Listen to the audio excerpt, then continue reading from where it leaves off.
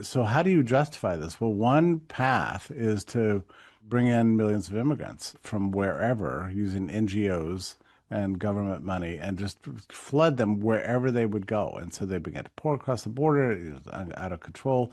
He disabled the ability of the border police to even crack down on the problem. It got worse and worse to the point there were mobs at the border. And they did pour in millions and millions of immigrants. And the idea is not so much that you're going to pass out ballots to them all, although in California in particular, you can vote in national elections without an ID. In many states, you can do this without an ID.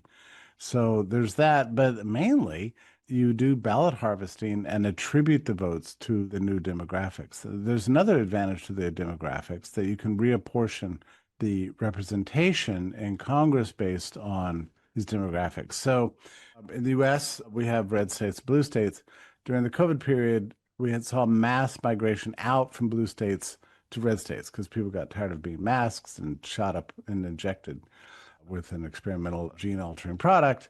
And so they said, the heck with us, let's move to Florida, let's move to Texas, whatever, and moving out of California. So now you've got a problem that if that situation sustains itself at the next census, all the blue states are going to lose representation and the red states are going to gain representation in what's called the House of Representatives, which is the House of Commons, essentially.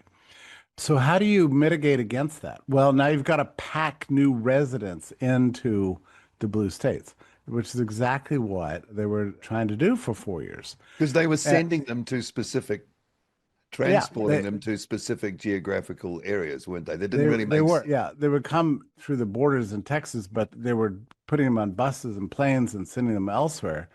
And California became this big haven for a lot of them, which is why Los Angeles is in upheaval right now.